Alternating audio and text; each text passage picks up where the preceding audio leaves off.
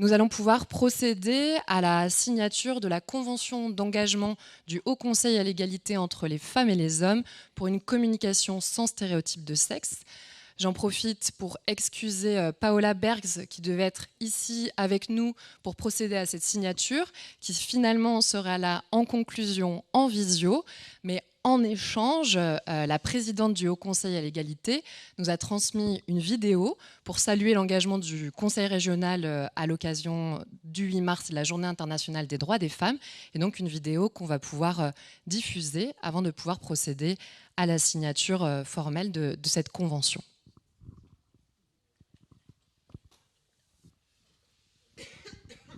Monsieur le Président, je suis désolé de ne pas être avec vous aujourd'hui, mais vous comprenez bien que cette semaine du 8 mars m'a beaucoup retenu à Paris et ça n'est pas fini jusqu'à vendredi au soir.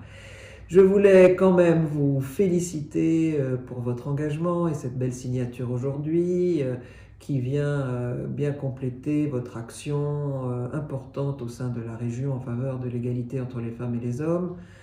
Tous les pas en avant sont utiles, les combats doivent être là pour être gagnés, comme nous l'avons démontré brillamment cette semaine avec la constitutionnalisation de l'IVG. C'est venu d'un mouvement de fond, des associations, des mouvements féministes, des parlementaires, et le président de la République l'a évidemment avalisé, et nous sommes tous contents de cette unanimité qui a pu prévaloir au Congrès lundi à Versailles.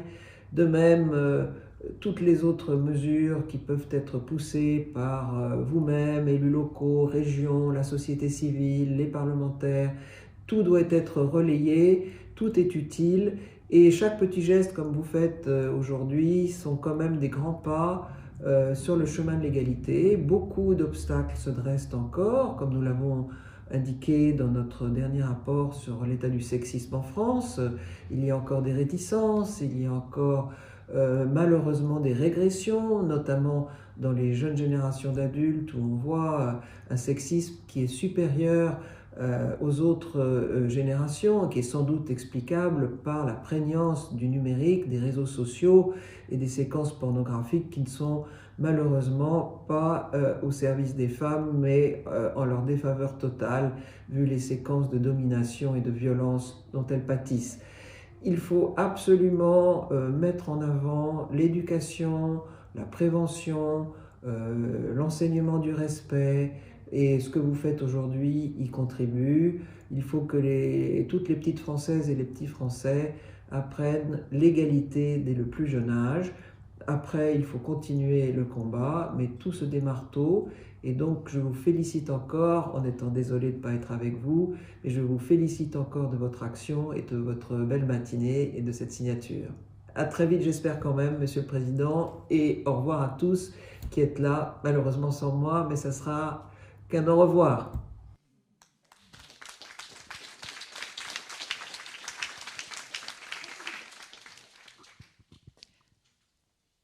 Monsieur le Président Alain Rousset, à vous. Dans l'ordre que vous souhaitez, pour ensuite signer. Pour dire le plaisir et puis la fierté aussi qu'on a de fomenter cette convention, cette action. Saluer tout le monde, saluer particulièrement le Conseil régional des jeunes aussi, très impliqués, hein, je ne sais pas où ils sont.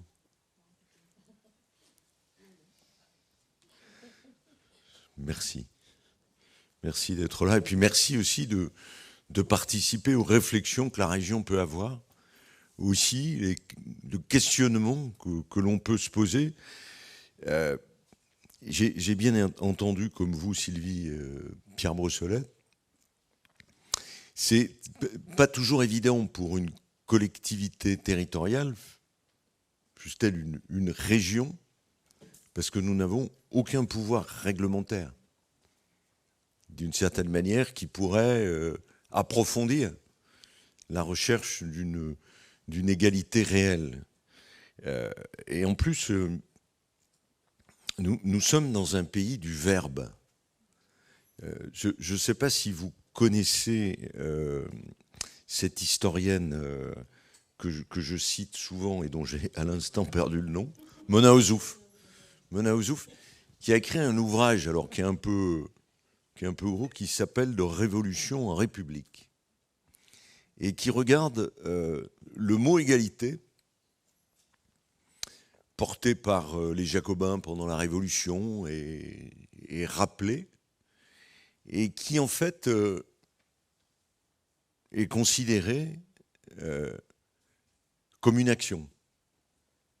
Or, le problème, c'est pas simplement de formuler le mot égalité, c'est de savoir comment on y arrive. Le club des Jacobins pendant la Révolution se rengorgeait du mot égalité. Quand on sortait des clubs, c'était autre chose. C'est tout notre rapport, effectivement, à cette partie de la devise de la République, que de la mettre en pratique, et dans tous les domaines.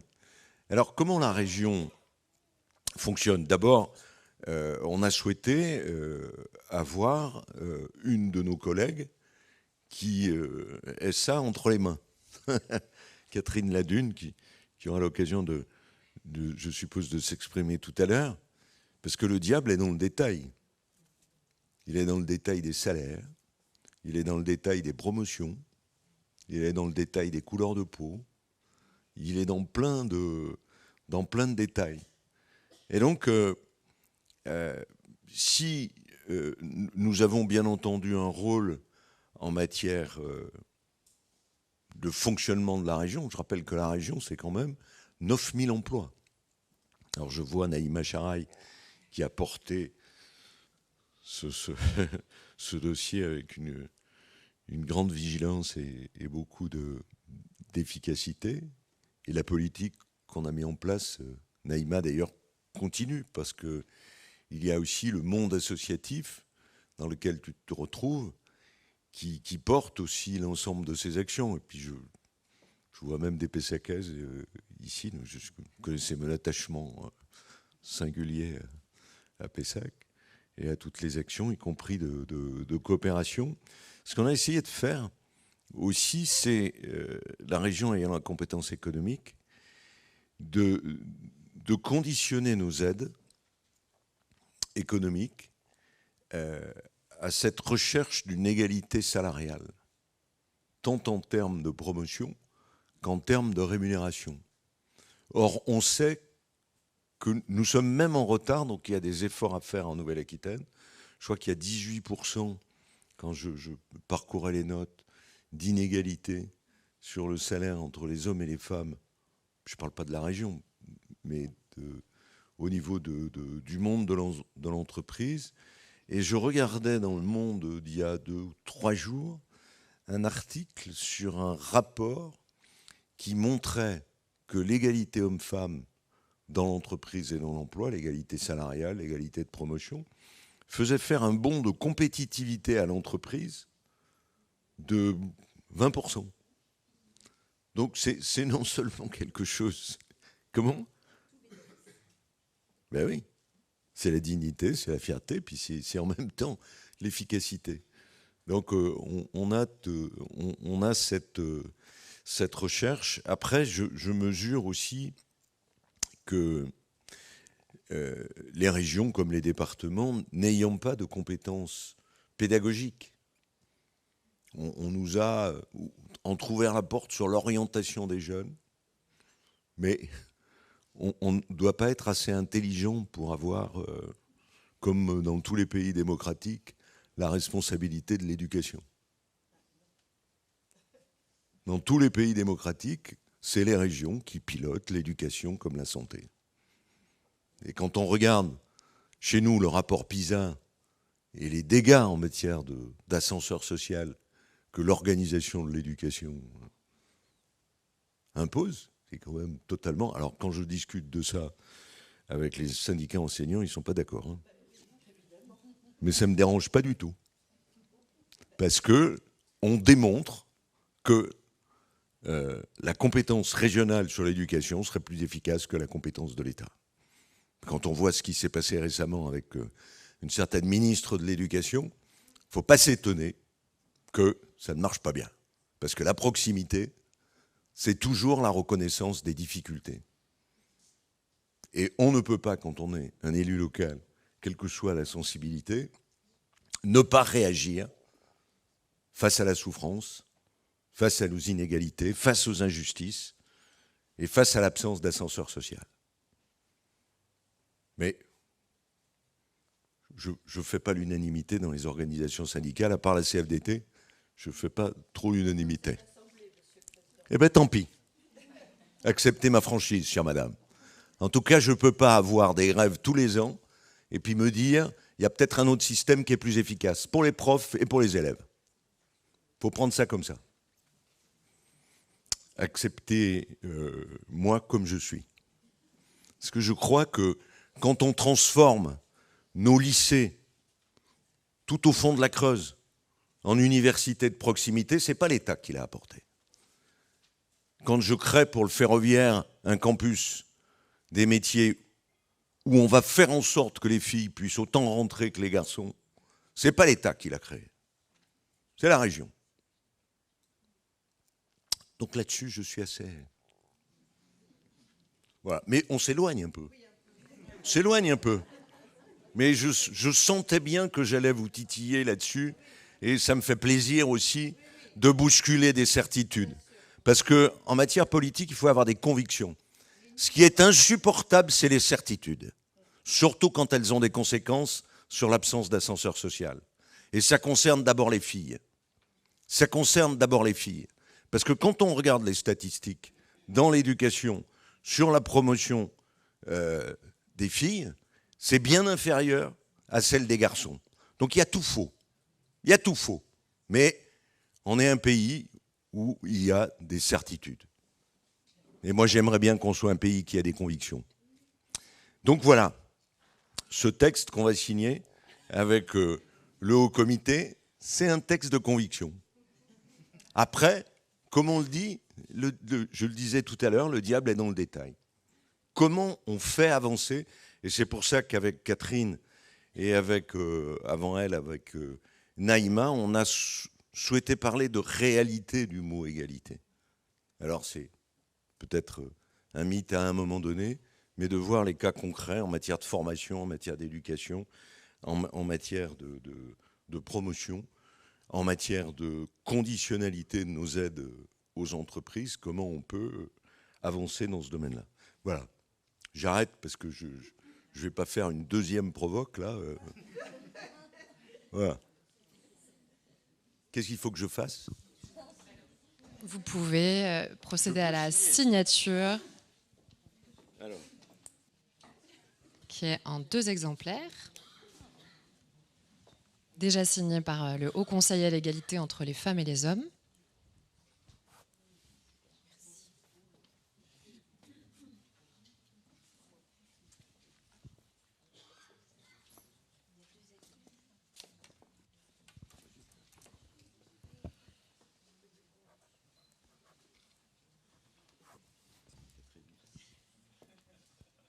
Alors, il y a un autre point qu'il faut mettre en avant, et je suis ravi que vous soyez ici à cette maison de la région pour la culture. En fait, c'est la MECA, ça veut dire Maison de l'économie créative, où on a regroupé, mais vous le savez sûrement, 3 outils de la région.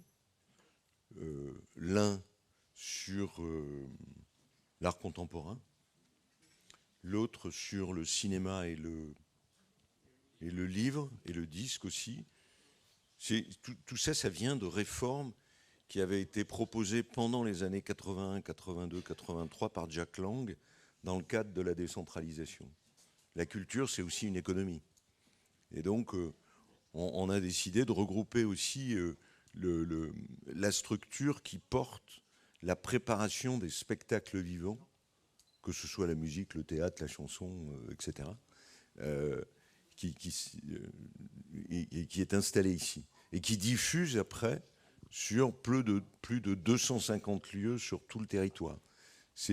La maison est à Bordeaux, mais on s'assure que ce soit les tournages de films ou que ce soit les différents spectacles auxquels on participe au financement, se diffuse bien sur le territoire. Et puis, il y a cette exposition que vous avez sûrement vue, pas encore, juste après, sur les femmes en résistance. Madeleine Riffaut, qui est une personne extraordinaire, et qui a fait l'objet d'une bande dessinée. Donc je ne sais pas si la bande dessinée sera à votre disposition, qui est un monument de courage et d'engagement, d'ailleurs. Elle a été journaliste après, elle est allée au Vietnam, elle a couvert des scènes de guerre.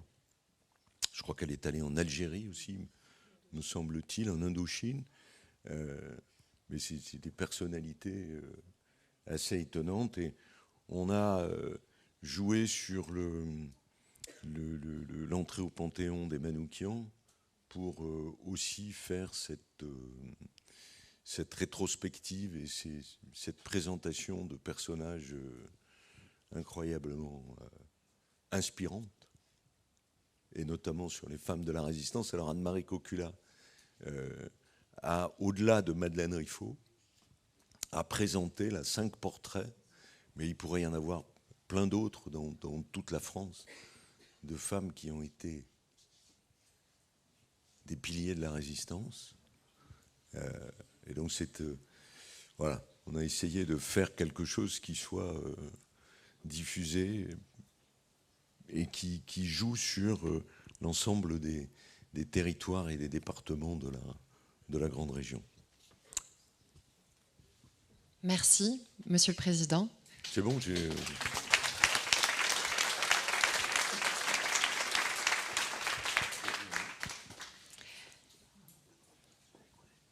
Merci beaucoup pour votre venue en cette journée symbolique du 8 mars, journée internationale de lutte des droits des femmes.